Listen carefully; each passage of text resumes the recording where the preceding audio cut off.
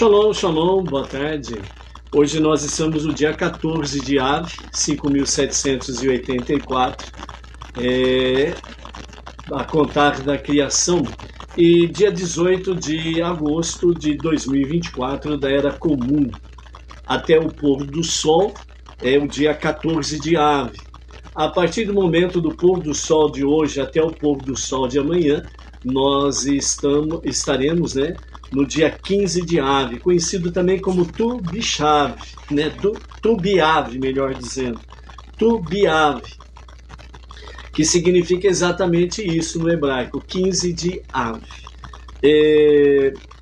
Com referência ao dia 15 de Av, é justamente posterior a Tisha B'Av, o dia 9 de Av, onde fala-se as tragédias do povo judeu, e principalmente com referência à destruição dos dois templos, que é o sinal da maior tragédia, para o povo judeu.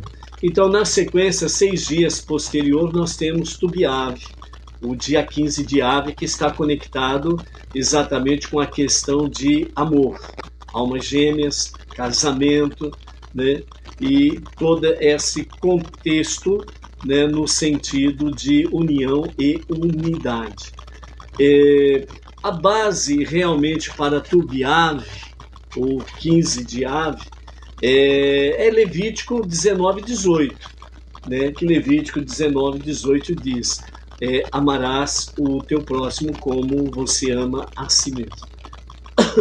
Então nós vamos estar vendo aqui alguns aspectos de Tu B'Av e fazendo os comentários com referência a essa conexão dentro desse aspecto, tendo por base exatamente Levítico 19:18, ok?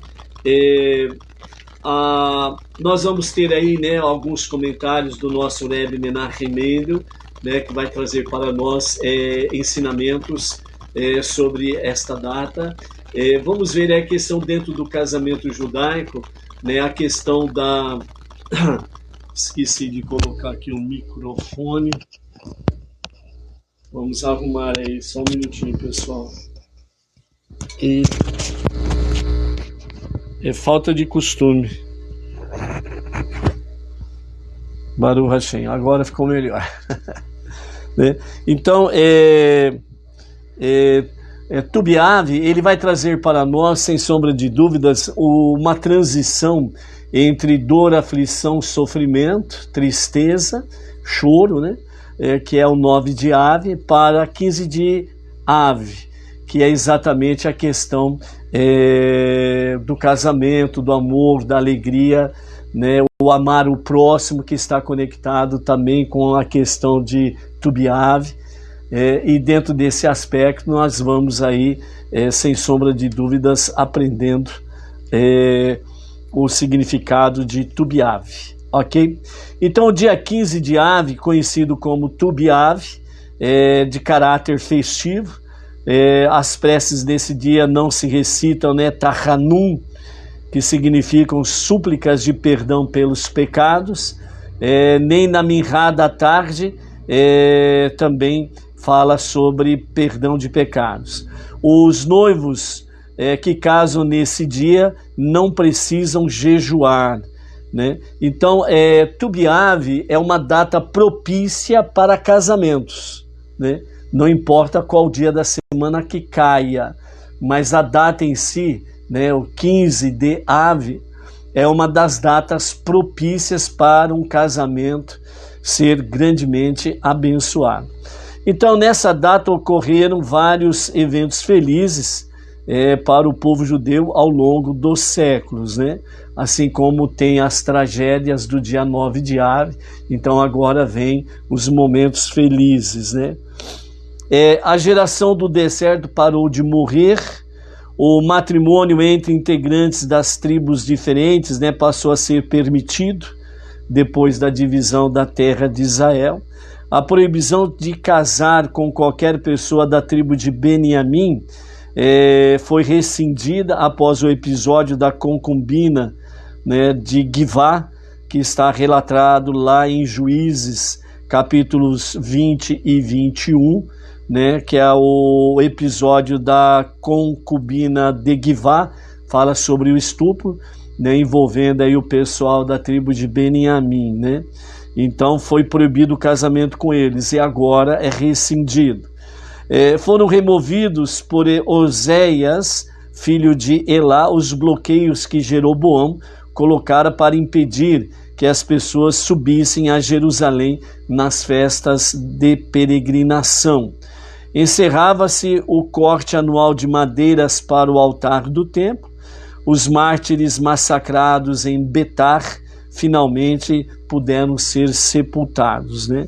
Então, esse é um resumo sobre algumas atividades felizes, né, de Tubiave. Com referência à questão da geração que parou de morrer no deserto, o Midrash Eiharabá, né, ele conta que no dia 15 de Ave a escavação cessou, conforme já foi mencionado anteriormente sobre a questão dos 600 mil judeus, contados a partir de 20 anos até 60 anos, né, com a saída do Egito, né? Então esse é a geração do deserto, os 600 mil homens, não contam as suas famílias, né? E nem as crianças, os jovens, etc. e tal, as mulheres e as pessoas acima de 60 anos. Por isso, mais de 3 milhões de judeus saíram do Egito. Então, os vossos corpos cairão nesse deserto, que foi o decreto dado lá em Números capítulo 14, verso 29. E devido a esse decreto, né, por ano, 15 mil morriam a cada ano na data de 9 de Ave, que foi o dia que choraram sem razão. No último Tisha B'Av, que os israelitas passaram no deserto, 15 mil homens escavaram as suas próprias covas, esperaram pela morte, mas Deus dispensou-os da pena e eles sobreviveram, né? Aconteceu que ao se levantarem das covas na manhã seguinte, de Tisha B'Av, eles ainda não sabiam que tinham sido poupados. Eles acharam que a data estava errada e na noite seguinte eles voltaram a fazer as suas covas, deitaram dentro delas e no dia seguinte eles acordaram normalmente, né? Então eles viram que tinham sido poupados, né? Então chegou o dia 15 de Ave e a lua cheia foi avistada, eles perceberam que o cálculo estava correto e concluíram que o decreto que pesava sobre eles provavelmente havia sido cancelado.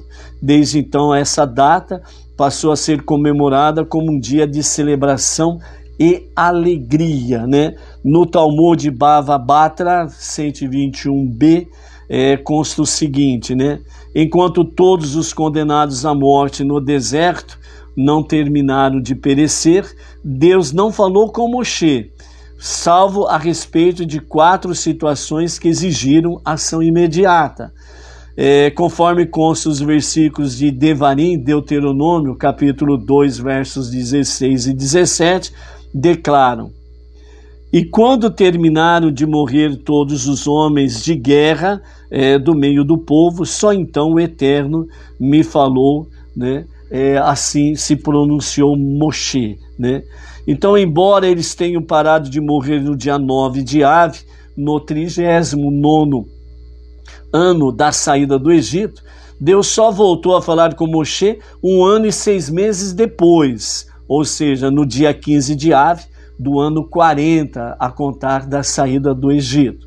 Pois durante todo esse período, os judeus viveram com medo de morrer, e a presença divina só está presente quando há alegria. Foi só no dia 15 de Ave do último ano que passaram no deserto que os israelitas voltaram a se alegrar, como quando tinham se dado conta de que o decreto havia sido revogado. E só então Deus voltou a falar com Moshe, dirigindo-se a ele de forma direta e em espírito de reconciliação com o povo de Israel. ok? Então nós temos essas declarações dos nossos mestres, né? Depois que o templo foi destruído, a alegria genuína do cumprimento das mitzvot diminuiu, e as barreiras da pureza e do recato foram derrubadas. Também as alegrias imensas e puras do dia 15 de Av e do Yom Kippur cessaram. Que todas as alegrias retornem em breve, com a reconstrução do templo de Jerusalém em nossos dias, com a revelação do justo Mashiach a qualquer momento, e a qualquer momento mesmo. Amém, amém. Ok? O dia 15 de Av é o dia que também é encerrado o corte de lenha para o altar, né? Que era feita para o altar, a lenha para se queimar lá no altar, né? Então, quando Ezra e Neemias construíram o segundo templo em Jerusalém, quando subiram para a terra de Israel vindos da Babilônia, né? Então eles aprontaram, mas encontraram uma terra devastada, eles encontraram Jerusalém devastada. Aí eles fizeram realmente a reconstrução do templo, que se tornou o segundo templo, né? Que Ezra e Neemias tiveram a responsabilidade de o fazer. Então, o último dia em que a lenha podia ser cortada para o uso no altar era 15 de Av, uma vez que para queimar no altar a madeira devia estar seca e livre de vermes. Depois do dia 15, o sol do verão não era mais suficientemente forte para secar toda a madeira, e ela ficava bichada e imprópria para o uso. Segundo o Talmud de Jerusalém, Ta'anit 4:7, 15 de Av é um momento certo para encerrar o corte da lenha, para que toda madeira que tiver sido cortada até lá não seja comida pelos vermes, ou seja, o sol está ainda suficientemente forte para secá-la, né? Ou seja, por essa razão, esse dia de verão derradeiro para o cumprimento de tão importante mitzvah, né, o indicativo de haver estoque de lenha suficiente até o próximo verão. Então, todo o inverno teria lenha em estoque, seca, sem contaminação de vermes. Então, esse dia, ele era chamado Dia da Quebra dos Machados, né? Que a partir de então os machados deixavam de ser usados por não serem mais necessários nesse período que entra o inverno. Só no próximo verão é que os machados voltariam a estar aí ativos, né, para a nova jornada. A partir de agora, ou seja, até o pôr do sol de hoje, nós estamos no dia 14 de Av. A partir do pôr do sol de hoje até o pôr do sol de amanhã é o dia 15 de Av, ok? Então, os sábios disseram, a partir de agora, ou seja, dia 15 de Av em diante, por todo o inverno, lembrando sempre que se conta a partir de Jerusalém, a partir de Israel, os eventos, as estações do ano, né? Outono, inverno, primavera, verão, etc. e tal. Então, a partir de 15 de Av, né, por todo o inverno, né, com o aumento da duração das noites, quem aumenta as suas horas de estudo da Torá, aumentará os seus dias de vida, e quem não aumenta as suas horas de estudo de Torá, diminui os seus dias de vida. Então, a partir de 15 de Av, ou seja, a partir dessa próximo pôr do sol, desta próxima noite para amanhã, né, é onde se inicia um período em que se aumenta o estudo da Torá, no período noturno. E quem o faz, ele aumenta, sem sombra de dúvidas, os dias de sua vida, né? E quem não o faz, ele diminui os dias da sua vida. Por que isso? Porque a conexão com a Torá é que a Torá é vida, ok? Porque todo esse preâmbulo, antes de nós adentrarmos propriamente dito, né, nas questões sobre o amor, o casamento, como que é o casamento judaico, o significado da noiva cobrir a sua face, né, quebrar a taça de vinho, o noivo quebra a taça de vinho e outros detalhes mais dentro desse sentido. Porque nós precisamos aprender a base para o verdadeiro amor. A base para o verdadeiro amor é Levítico 19:18. Amarás o teu próximo como você ama a si mesmo. Então esse é o fundamento, como diz o Rabi Akiva. Isto é toda a Torá, os demais é comentários. Então a Torá em si, ela é resumida nesse versículo de Levítico 19:18. Amarás o teu próximo como você ama a si mesmo. E dentro desse aspecto, nós temos dentro da própria Torá sobre a questão de amar a Deus. Nós temos aí várias passagens, entre elas a questão dos 10 ditos, os 10 mandamentos, né? Êxodo 20, né? Que fala sobre os 10 mandamentos, etc. e tal. Então, na realidade, para que a gente possa, de fato, viver a questão do amor, seja o amor, né, entre o marido e a esposa, entre o noivo e a noiva, o namorado, a namorada, entre pais e filhos, filhos e pais, entre as pessoas, né, o amor fraterno real. É preciso estar alicerçado na base, porque sem esse alicerce da base não se vive de fato o amor verdadeiro.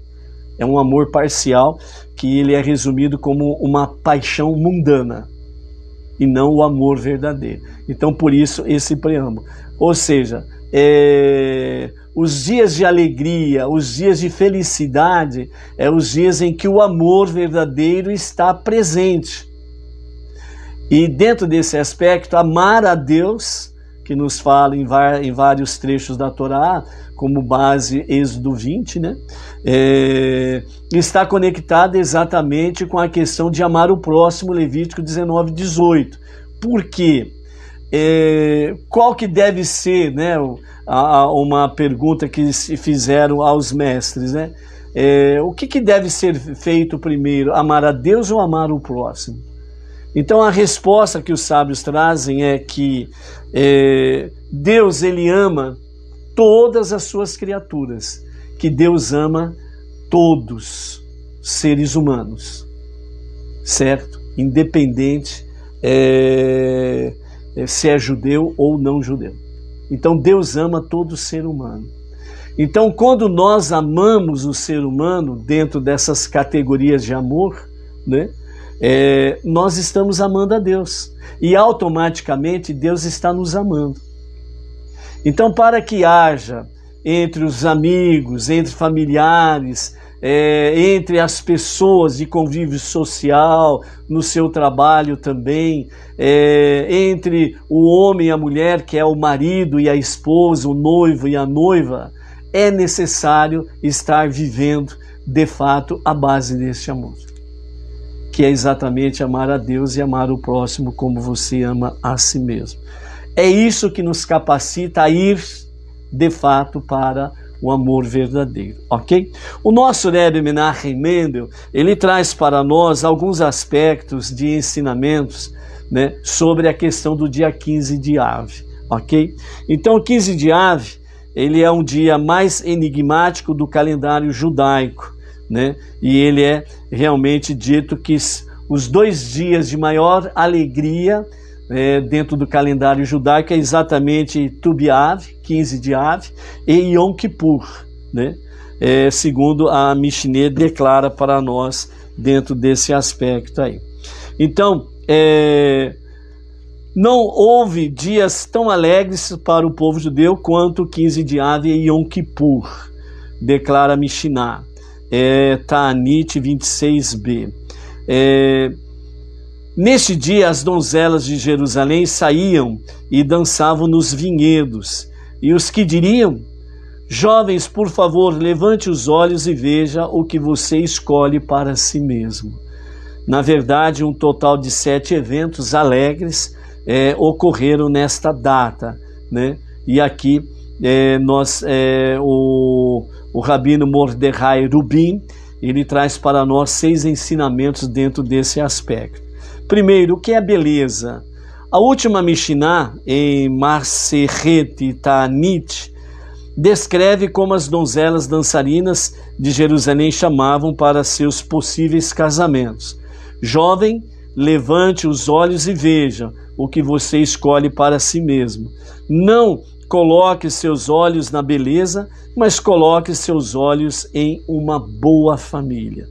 Então o Rebbe entende que este evento, de acordo com algumas leituras, ocorreu tanto no dia 15 de Av quanto em Yom Kippur. Está dito, né, que é algo de natureza elevada. Não há um simples evento para formar casais para matrimônio. Na leitura do Rebbe, este evento foi para mostrar não as qualidades físicas ou mesmo espirituais que os indivíduos podem possuir, mas sim o caráter espiritual inato que todos nós possuímos como membros de uma família. E para a questão do monoteísmo com fundamento judaico, uma conexão exatamente com a nação de Israel, ok? Não se deve olhar para as virtudes, tanto espirituais como físicas, como elas aparecem aos olhos, que é a maneira usual de alguém julgar o outro, pela aparência, pelos olhos. Em vez disso, deve-se erguer os olhos, ou seja, elevar os olhos de forma espiritual e ver, enxergar, como diz Isaías 40, 26. Erga os olhos ao alto e veja quem criou estas coisas. Então, com um olhar mais alto e mais interior, para ver a raiz e a fonte de onde essas virtudes se originam. Dado que ela é filha de Sara, Rivka, Rachel e Leia, ela possui inerentemente as virtudes judaicas, né, transmitidas por suas mães, né, as matriarcas, né. Sempre há uma mensagem de subir quando se desce. E em uma carta datada no dia 15 de Av de 5.725, que corresponde à Era Comum 13 de agosto de 1965, o Rebbe comentou sobre o significado desse dia alegre tão próximo de 9 de Av. Vindo logo depois de Tisha B'Av, a transição radical de um estado de tristeza para um de alegria é duplamente significativo. Em primeiro lugar, significa que qualquer interlúdio triste na vida judaica, ele é apenas transitório e se baseia no princípio de descida para fins de ascensão. Em outras palavras, todo e qualquer acontecimento triste de nossa história, que é comemorado nos poucos dias tristes do calendário judaico, são retrocessos necessários para um salto maior. E em segundo lugar, a própria transição da tristeza para a alegria intensifica a alegria e acrescenta qualidade real a ela, que não poderia ser apreciada de outra forma, com um olhar mais elevado, espiritual, mais interior, né? Então, para separar como um. O intuito de explicar o texto, né, da Mishnah Torá de Maimônides, o Rebbe ele articulou os princípios essenciais do casamento. A essência e a definição do casamento são, nas palavras do versículo de Gênesis 2:24, e ele se uniu à sua mulher, e eles se tornaram uma só carne. Um estado constante de aquisição e apego, sem qualquer elemento que conduza ou cause interrupção.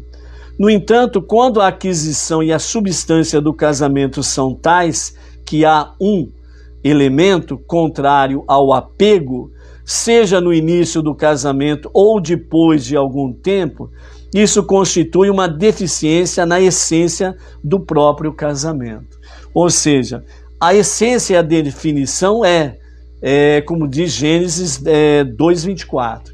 E o homem deixará sua casa, sua família, e lhe unir-se-á sua esposa, e não serão dois, serão uma só carne. É a matemática divina no caso do casamento, onde 1 mais 1 não são 2, é 1. É essa adesão, né? Esse apego, essa conexão, essa fusão entre o marido e a esposa, né? O noivo e a noiva, tornando-se um só e não dois. Então, quando há algum elemento contrário a esse apego, a essa união, essa unidade, né? Então, realmente, seja no começo ou mais, né? Fala depois de algum tempo, né? Constitui uma deficiência à essência daquilo que Deus estipulou. Então, por isso, o casamento ele tem que ter esse apego do seu início até o seu final, ok? A vida no Jardim do Éden, o Rebbe ele faz uma comparação da seguinte forma, né? Dentro do cerimonial de casamento judaico, né? Que nós realizamos, os Benei Noah, nós realizamos com base exatamente no casamento judaico. Afinal de contas, é monoteísmo com fundamento judaico e orientação rabínica. Então, há 7 bênçãos durante o cerimonial, né, que o noivo e a noiva recebem. E um deles, né, que é a frase da 6ª das 7 bênçãos, diz: porque ela faz parte de uma bênção do casamento. Quem cria alegria para a sua criação no Jardim do Éden desde o início, né, diz essa frase dentro da bênção. Significando, Deus deveria fazer o jovem casal feliz como ele fez seus primeiros seres humanos felizes no Gan Éden, no Jardim do Éden. O que significa as palavras desde o princípio? Todos nós sabemos que Adão e Havá estavam no Jardim do Éden há milhares de anos. A resposta a essa frase, desde o princípio, refere-se especificamente ao tempo deles no Jardim do Éden, bem no início, antes do pecado. E é isso que desejamos para o jovem casal. Que a sua vida seja como a de Adão e Havá, antes do pecado. Não deve haver oposição, mas pelo contrário, um companheirismo. E o lar deve ter um ambiente propício, de maneira que, diz o Eterno, eu habitarei entre eles. Quem cria alegria para a tua criação no Jardim do Éden, desde o início, né? Lá no Jardim do Éden. Então, esse é o propósito divino, certo? Para que haja de fato essa vida matrimonial feliz. Por isso que a missão da vida, diz o nosso Rebbe, né? Discute, né, os parâmetros da obrigação da Torá de erguer uma cerca ao redor do telhado de uma casa nova. O Rebbe tirou uma lição para a nossa morada espiritual, dizendo: é fundamental apreciar o profundo impacto da vida conjugal. O ato do casamento para todo judeu ou não judeu tem um significado profundo, tanto na vida individual do casal, quanto em um sentido espiritual transcendente. Este é o ponto em que uma pessoa embarca em sua missão fundamental de criar um santuário para Deus dentro do domínio terrestre, a começar dentro da sua casa, o seu lar.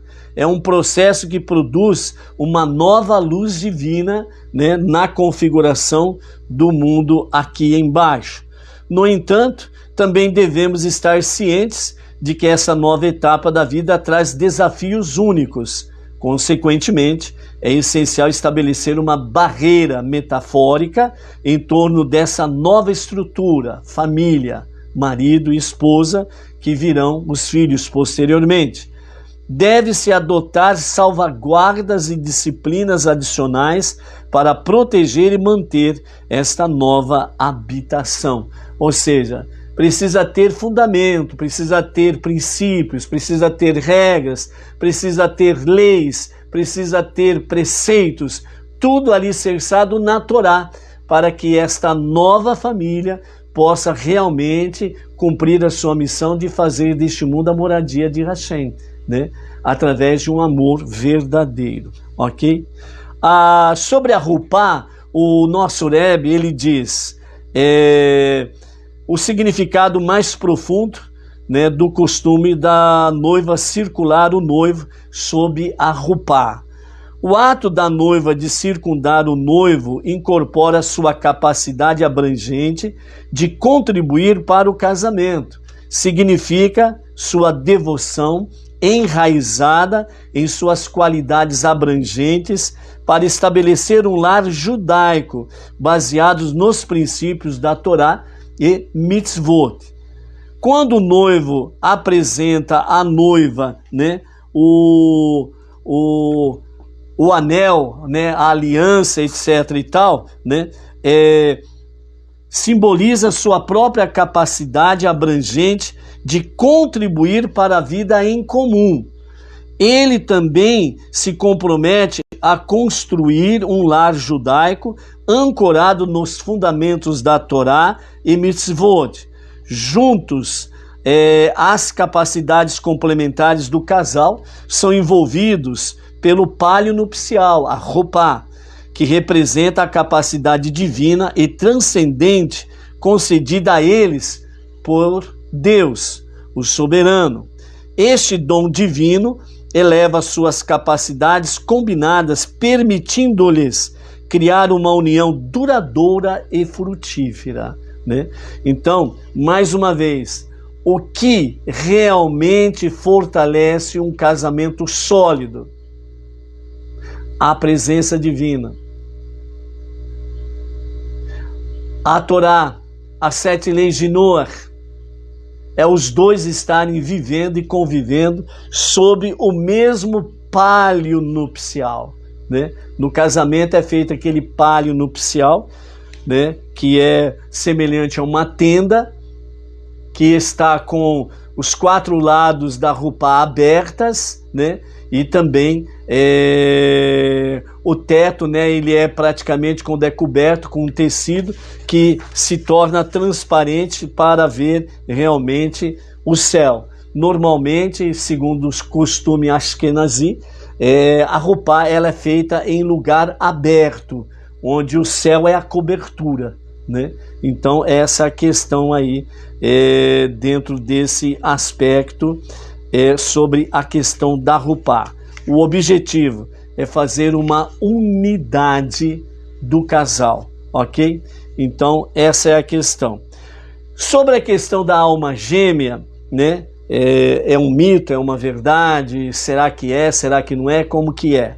Então, segundo o Rabi Debi Stiefelman, traz para nós, né, o ensinamento da Torá, com base na Torá, sobre essa questão de alma gêmea, mito ou verdade. Como posso ter certeza que a pessoa com quem pretendo me casar é minha alma gêmea? Essa é a pergunta matriz, né? Tenho medo de assumir um compromisso tão sério sem ter certeza de que aquela pessoa realmente é a segunda metade da minha alma, né? Então, normalmente, essas são as dúvidas frequentes que se encontram por aí quando se adentra no campo de alma gêmea, né? Mas não podemos esquecer um detalhe: tudo tem o seu momento.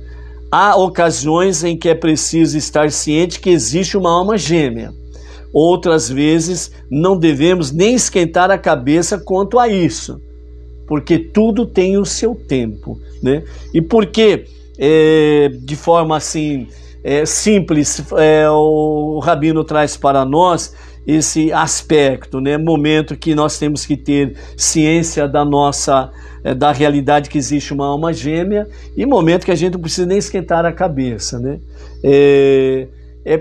Isso significa que nós precisamos aprender a ter uma dependência de Deus para essa questão também, e não sermos precipitados em fazer uma escolha pelo olhar, Lembra que nós vimos ali, né? As moças, quando iam para o vinhedo, elas cantavam: eleve os teus olhos, levante os teus olhos e veja, né? Então está chamando para um campo mais espiritual, um campo em que leva a pessoa a ver qualidades e não ver atributos físicos externos, entendeu?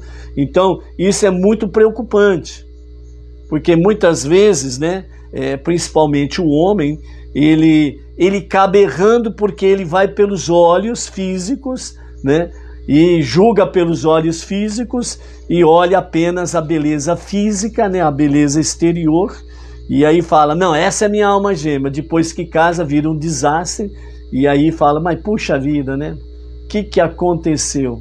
Então por isso, né, o cântico das virgens que vão para o vinhedo e diz: ó jovens, eleve os teus olhos, levante os teus olhos e veja, né? Então está chamando para não ter uma visão no sentido físico, externo, né? Então é preciso realmente avaliar a pessoa, por isso tem esse período aí de namoro, né, que nós conhecemos, para poder avaliar alguns detalhes que vamos ver agora aqui com essa questão de alma gêmea, né, sim ou não. Por que pensar, né, desse modo é vital que realmente existe uma alma gêmea? É porque senão ele tenderá a cair na armadilha da desesperança. Talvez eu tenha sido criado para ficar solteiro. Se este é o meu destino na vida, devo me resignar a viver sozinho, né? Então, o crer na alma gêmea é justamente para evitar esse tipo de pensamento. Toda metade tem uma outra metade para formar um. Por isso que a matemática divina no casamento, 1 mais 1 não são 2. 1 mais 1 é 1. É igual a 1. Por isso o homem deixará a sua casa, unir-se à sua esposa, e não serão mais 2, serão um só. Essa é a matemática divina para o casamento. Então esse é o amor verdadeiro, que une 2 para se tornar 1. E não 1 mais 1 para serem 2. Aí tem a individualidade, né? Aí cada um, como diz o outro, a vida é sua, faz o que você quer, a vida é minha, eu faço o que eu quero. Então aí não é, de fato, 1 mais 1 igual a 1, né? Aí entra mesmo, o casamento entra em caos, sem sombra de dúvida. Continuando, por que pensar deste modo? Justamente para que não haja uma desesperança, né? É preciso que ele saiba, né, que sem a menor sombra de dúvidas, e é dever de todos os seus próximos adverti-lo, que existe alguém para todo mundo, né? É como diz aquele velho ditado dos antigos, né? Toda tampa tem o seu caldeirão, né? Então, quer dizer, todos têm a sua outra metade. Pois todo casamento tem seus desafios e momentos de crise. Nessas horas é vital lembrar de que se está casado com sua alma gêmea, sem dúvida, com a pessoa realmente certa, né? Então aqui nós temos um problema de crise no casamento. Por quê? Porque o casamento não é tudo às mil maravilhas, certo? É tudo perfeito do começo ao fim. Existem momentos em que o casal entra em algum atrito, por causa de alguma questão que um pensa de um jeito, outro pensa de outro, né? Então às vezes entra num atrito de pensamentos, de ideias, né? Então aí surge uma crise, né, por exemplo. E aí então é o momento em que a pessoa fala: puxa vida, eu não casei com a minha alma gêmea, essa não é minha alma gêmea. Aí já quer chutar o balde, né? Mandar tudo às favas, já quer se separar, né? E quer ir atrás de outra, né? E aí vira um problema sério na vida das pessoas que agem assim de forma precipitada, né? Então, devemos lembrar sempre que, um exemplo, ok? Todo homem que dá uma pulada de cerca, né? Fora do seu casamento, ele nunca encontra uma mulher melhor do que a sua esposa. Ele sempre vai encontrar problema, e problema sério. Problema sério. Então, normalmente é isso que acontece. Como acontece muitas vezes também, né, casos conhecidos, por exemplo, né, em que o homem deu aquela pulada de cerca, né, achava que nunca mais voltaria para sua esposa, e aí aproveita, né, como diz o outro, né, o bem bom lá fora, aí de repente ele fica doente. Aí a amante faz o quê? Dá um belo do pontapé nele, aí ele fica que nem barata tonta, não sabe para onde vai. Para onde que ele vai? Aí ele está doente, a amante não quer mais saber dele, já tinha que arrancar dele o que queria, já arrancou mesmo, né? Até a sua saúde, e agora ele faz o quê? Ele volta para a casa da esposa, ele volta para a esposa, e é a esposa que vai cuidar do bebê, o bebezão. Não é isso que acontece normalmente? Quantos casos que você conhece sobre isso? Quantos casos que nós conhecemos sobre isso? É uma realidade, entendeu? Então, por isso, né, um momento de crise no casamento não é o fim do casamento. É um momento em que os dois precisam realmente abaixar o tupete. Um renuncia um pouco dali, o outro renuncia um pouco daqui, certo? E aí, enquanto tiver bicudo, bicudo não se beija, né? Bicudos não se beijam. Então aí a hora que tem um bom consenso, aí os lábios voltam ao seu natural, aí dá para dar o beijinho da reconciliação e tudo fica bem, né? É uma descida para uma elevação melhor do que a anterior. Então é isso que precisa acontecer. Por isso vale a pena dedicar e investir no relacionamento conjugal para que se fortaleça e se renove cada vez mais no verdadeiro amor entre almas gêmeas, ok? Existe, porém... Vê se voltou aí. Shalom, shalom. Tivemos aí uma queda de sinal da internet e já voltamos aí. Tá com sinais, imagens. Baruch Hashem. Vamos em frente aí então, ok? Então, momentos, né, em que a alma gêmea pode ser contraprodutiva, a crença, né, na alma gêmea, e é a época em que o casal está se conhecendo, saindo, namorando, ou qualquer terminologia que você possa falar sobre esse aspecto. Nesta fase, deve-se enxergar a pessoa real à sua frente, conhecer sua personalidade, seu caráter, seus valores, suas aspirações. É um momento em que você não pode se ludibriar simplesmente com a aparência. É necessário conhecer um pouco mais profundamente.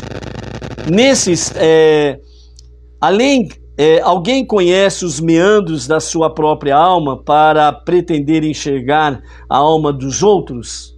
Sabemos que isso é difícil. Então, nesse estágio do relacionamento, mais importante é avaliar se a pessoa ao seu lado é boa, se ela compartilha das mesmas crenças que você, se há boa comunicação entre vocês, se os dois andam na mesma direção, se têm os mesmos objetivos da vida. Por isso, né, o casamento ele é importante, antes, né, do casamento é importante avaliar todos esses aspectos. Então, muitas vezes o que acontece é que as pessoas dão com a cara na porta porque são precipitadas. Lembra daquele ditado que diz assim, comer o lanche antes do recreio é prejudicial porque na hora que chega o recreio você não tem mais lanche para comer. Ou seja, as pessoas colocam a carruagem na frente dos burros e aí dá com burros na água. Entendeu? Então cada passo tem a sua etapa. E a etapa do namoro e até mesmo do noivado ainda é uma fase de conhecimentos. Então esses aspectos aqui é importante para que as almas gêmeas elas possam se fundir, né? E se tornar 1 mais 1 igual a 1. ok? Então, por isso é importante. Então, para concluir, qualquer que seja a fase, é necessário parar de ficar esperando sinais do céu. Os sinais estão aqui na terra. Se você encontrar uma conexão com alguém que é bom para você, não deixe passar a chance de manter essa sintonia pelo resto da vida. E deixe a conexão das almas nas mãos de Deus. Deus sabe o que faz, ok? Então, é isso daí. Então, cuidado, né? E principalmente, né, tem aquelas pessoas que se aventuram a procurar, né, entre aspas, né, videntes, profetas, profetisas e companhia limitada.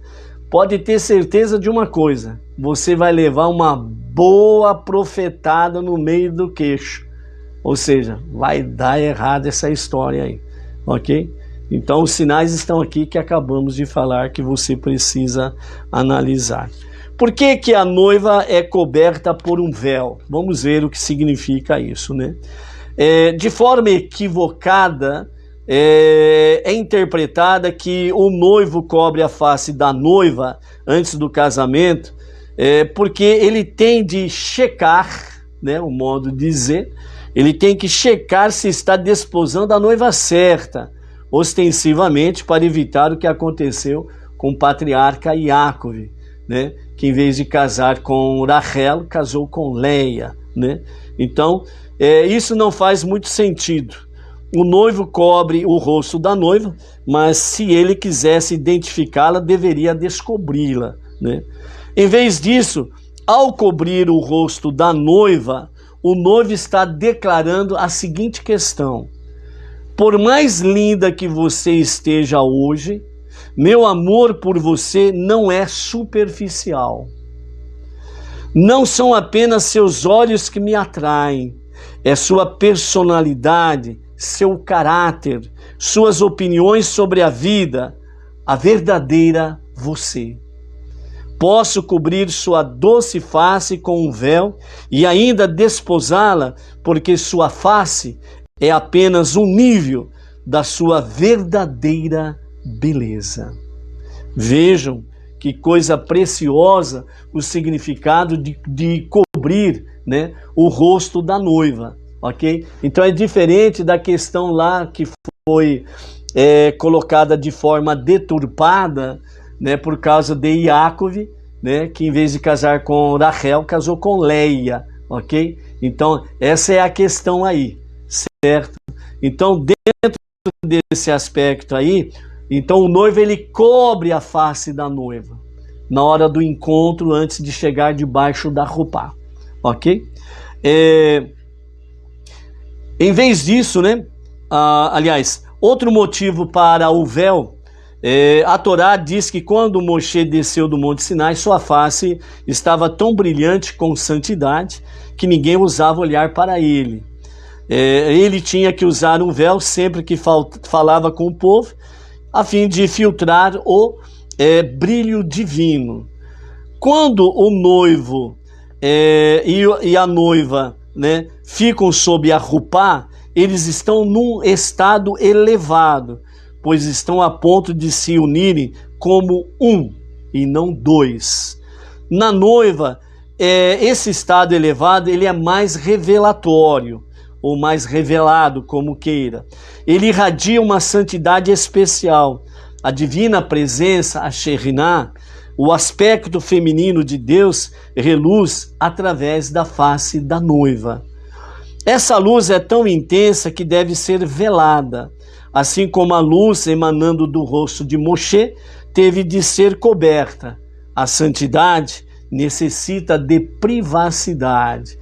Esse é outro motivo porque se cobre o rosto da noiva. Aqueles momentos sob a rupá, eles são tão potentes. À medida que seu dia se aproxima, certifique-se de mergulhar nele e utilizar cada segundo sagrado, pois o cerimonial de casamento, ele é mais do que uma festa. É um momento sublime, que isso vai repercutir por todo o universo até o trono da glória de Deus, ok? Então, por isso, o casamento, né, ele é 1 mais 1 e não se transformando 1 mais 1 igual a 2, ok? Porque os casamentos judaicos são realizados sob uma rupá, né? Esse é um estilo que nós, né, fomos orientados pelo nosso Rav Yaakov Gerenstad, né? E é o estilo de casamento que nós realizamos, né? Um casamento para Benei Noah muito bem fundamentado dentro do estilo judaico, né? Então é um casamento que nós realizamos aí com a graça de Hashem. Há quanto tempo a rupá faz parte do casamento judaico? A palavra rupá aparece na Torá, embora se refira a um dossel, ou câmara designada para o noivo, para a noiva e para o noivo, antes do casamento. Mais tarde, no período da Mishnah, a palavra rupá passou a se referir ao próprio casamento. E nos últimos 500 anos ou mais, a palavra rupá passou a se referir ao dossel convencional, feito de tecido e sustentado por 4 apoios ou 4 colunas, bem como a cerimônia que ocorre abaixo dele. Então, o duplo significado da rupá: um casamento judaico é uma união sublime de 2 almas, mas também é uma detalhada transação legal, pela qual os noivos assumem um compromisso mútuo. Muitos componentes do casamento têm um aspecto legal e espiritual ali debaixo da rupá. A nível legal, a função da rupá é que os noivos sejam conduzidos a um local especialmente designados de aparência única, expressamente para o propósito do casamento, elevando-se assim à fase do casamento conhecida como Nissuin. Então a rupá assumiu várias formas ao longo dos milênios. Por exemplo, um ponto o costume de construir uma estrutura semelhante a uma cabana feita de flores e murta, como a rupá sobre a qual o casamento aconteceria, né? Então, a rupá como uma ação, de acordo com outras fontes halássicas, uma ação que demonstre a intenção de designar a noiva como esposa, é suficiente para cumprir o mandato legal. Portanto, desenvolve-se um costume de cobrir tanto a noiva quanto o noivo com um tecido ou talite, né? Então, a face da noiva é coberta com um tecido e o noivo é coberto com o talite. Ele traz sobre os seus ombros o talite, né? Como cobertura, e a quipá na sua cabeça, obviamente. Durante as bênçãos da cerimônia de casamento, né, são feitas essas questões. Isso se baseia no pedido de Ruth a Boaz, né, para estender seu manto sobre sua serva. Alternativamente, apenas a noiva seria coberta com véu, seguindo a prática antiga registrada pela primeira vez na Torá a respeito do casamento de nossos ancestrais Itzhaka e Rivka. Ela pegou o véu e se cobriu, né? Então, essa é a questão aí, né? Então, a rupá ou dossel, sustentando por 4 varas, forma 4 aberturas de grandes dimensões, uma de cada lado. E de acordo com a tradição judaica, Abraham e Sara eram tão apaixonados pela mitzvah de receber convidados que construíram uma tenda especial com uma abertura de cada lado. Dessa forma, os convidados poderiam entrar direto, independente da direção de onde vinham. Quando os noivos estão formando os alicerces da sua vida futura, eles o fazem sob o dossel, ou a rupá, com 4 portas, simbolizando o seu compromisso de construir uma casa que espelhe essa tradição de hospitalidade e bondade. Por isso que a rupá, ela tem 4 lados, ela tem 4 colunas e tem a sua cobertura, e as 4 lados, né, que simbolizam paredes, elas são abertas, justamente em questão de hospitalidade e bondade dentro desse sentido, ok? E para nós encerrarmos, né, o porquê quebrar um copo num casamento judaico, né? Então, o Salmo 137, ele fala que se no momento da minha maior alegria eu me esquecer de ti, ó Jerusalém, que a minha língua pegue, cole no palato, né? Se eu não me lembrar de ti no momento de maior alegria. Então, o casamento é um momento de maior alegria realmente para o noivo. Então, nesse momento, quando ele quebra a taça de vinho, né, a taça que ele vai pisar, vai quebrar, ele está recordando que o templo está destruído e que é necessária a revelação do justo Mashiach para a construção do terceiro e definitivo templo, para que a glória de Deus volte como o marido e a esposa no Beit HaMikdash construído em Jerusalém, né? O amor perfeito de Deus para com o povo judeu e para com as nações, né? Porque todas as nações convergirão para Jerusalém, para junto com o povo judeu estarem realmente servindo a Hashem. Então, nesse momento em que se quebra a taça de vinho, é para exatamente lembrar que nesse momento de maior alegria, eu não me esqueço de Jerusalém, eu não me esqueço do templo, eu não esqueço do meu Deus. E é com Ele, somente com Ele, que eu poderei amar a minha esposa, que está se tornando neste momento realmente para toda a vida. Então, amados, de forma simples, na conclusão, este é o plano de Deus. É o plano perfeito de Deus para o homem e para a mulher. Se tem algum entreveiro nessa história, não é que Deus errou, é que nós erramos. Então, por isso é importante, né, aqueles sinais durante o momento do namoro, do noivado, para poder realmente convergir as almas gêmeas, fazendo uma fusão e tornando 1 mais 1 igual a 1, né? Ou seja, a metade da alma encontrando a sua outra metade e formando uma só alma na presença do Todo Soberano, ok? Então, por isso, amar é realmente imprescindível para que nós possamos alcançar o plano de Deus, fazermos parte do plano de Deus e assim possamos, sem sombra de dúvidas, fazer com que Tubiar, né, o dia 15 de Av, seja realmente de amor, alegria e felicidade. Se tão somente a Torá permanecer, juntamente com as 7 leis de Noa, permanecer a base da nossa vida, para o nosso viver diário.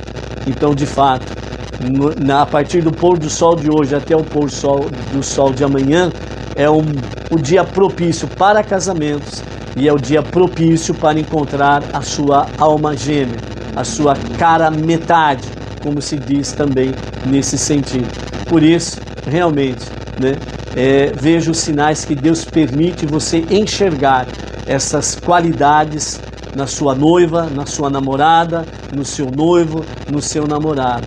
E se vocês estão convergindo na mesma direção, então não perca tempo.